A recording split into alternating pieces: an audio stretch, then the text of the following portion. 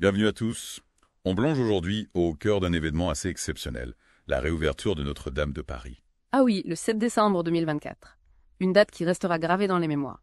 5 ans après l'incendie qui a bouleversé le monde entier, c'est un symbole fort de renaissance et de résilience. Exactement. Et pour marquer le coup, une liste d'invités absolument incroyable a été dévoilée. On a vraiment l'impression d'avoir un véritable who's who de la scène internationale. Alors, prêt à décortiquer ça avec moi. Carrément. J'avoue que cette liste m'a intriguée aussi. Entre les chefs d'État, les têtes couronnées, les figures religieuses. C'est fascinant de voir qui a été convié à cet événement historique.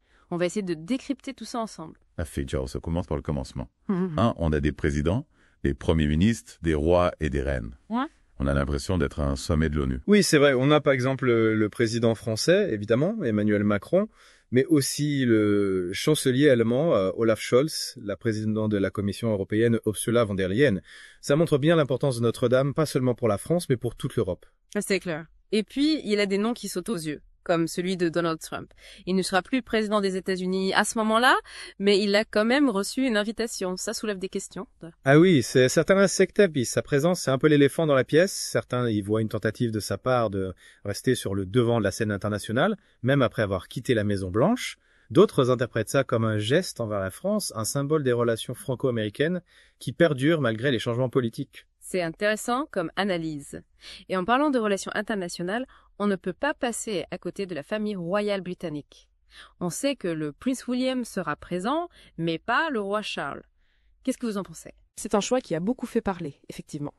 Traditionnellement, c'est le monarque qui représente le Royaume-Uni lors d'événements de cette envergure. La présence du prince William pourrait indiquer un changement de dynamique au sein de la famille royale, une transition en douceur vers une nouvelle génération. On voit de plus en plus William s'impliquer dans les affaires diplomatiques. C'est peut-être un signe de ce qui nous attend dans le futur. Oui, une passation de flambeau en quelque sorte. Et puis il y a aussi Jill Biden, la première dame des États-Unis, et Volodymyr Zelensky, le président ukrainien. Deux figures qui incarnent des enjeux importants sur la scène mondiale actuelle. Tout à fait. Leur présence à Notre-Dame, c'est un message fort de soutien à l'Ukraine, un symbole de solidarité face à la guerre. On voit bien comment cet événement dépasse le simple cadre de la reconstruction d'une cathédrale. Il devient un lieu de rencontre pour les dirigeants du monde entier, une plateforme pour affirmer des valeurs communes. Exactement. Chaque présence est un message, un symbole. Et ça nous amène à parler de la cérémonie elle-même. Le grand orgue qui va de nouveau résonner, les offices religieux. Tout est pensé pour marquer le retour de Notre-Dame dans toute sa splendeur. Absolument. On ne restaure pas seulement un bâtiment, on restaure un symbole. Notre-Dame, c'est l'âme de Paris, c'est l'histoire de la France, c'est un patrimoine qui appartient au monde entier. Cette réouverture, c'est un acte de résilience, un message d'espoir après la tragédie de l'incendie. Et en réunissant des personnalités aussi diverses, on met aussi en avant l'importance du patrimoine culturel pour l'humanité entière. Notre-Dame, c'est bien plus une cathédrale, c'est un héritage universel. Oui, et c'est peut-être là la question la plus importante.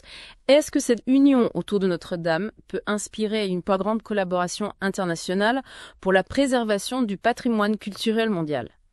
Est-ce que cet événement peut être un catalyseur pour des actions concrètes en faveur de la protection de notre héritage commun? C'est une réflexion qui vaut vraiment le coup. Merci beaucoup de nous avoir accompagnés pour ce deep dive au cœur de la réouverture de Notre-Dame. On espère que ça vous a donné matière à réflexion. À bientôt pour un prochain deep dive.